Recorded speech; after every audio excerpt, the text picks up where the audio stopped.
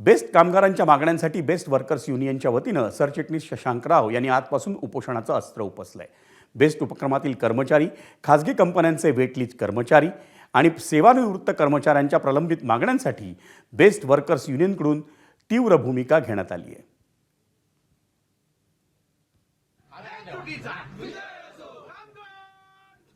आणि best workers युनियनचे सरचिटणीस शशांक राव यांनी सुरू केलेल्या उपोषण आंदोलनाच्या मुख्य मागण्या काय आहेत ते जाणून घेऊयात ग्राफिक्समधून। मुख्य मागण्या बेस्ट आंदोलनाच्या मुंबई महापालिकेच्या अर्थसंकल्पात बेस्ट उपक्रमासाठी आवश्यक आर्थिक तरतूद करावी, बेस्ट कर्मचाऱ्यांच्या 2016 ते 2021 आणि 2021 ते 2026 यामधल्या प्रलंबित वेतन कराराचा तातडीनं निर्णय घ्यावा, 7व्या वेतन आयोगाच्या शिफारशी आणि महापालिका समकक्ष वेतन श्रेणीचा समावेश असलेला वेतन करार हा लागू करावा,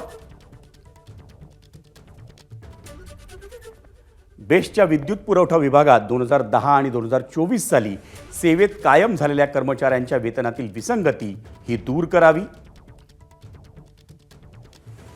वेटलीज कर्मचाऱ्यांना कायद्यानुसार समान कामासाठी समान वेतन लागू करावं,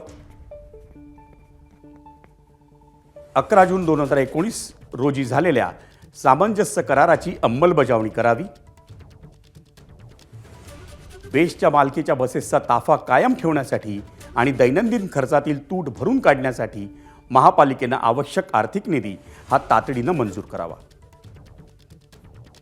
सेवानिवृत्त कर्मचाऱ्यांची ग्रॅच्युइटी आणि अंतिम देयकांची रक्कम ही तातडीनं अदा करावी,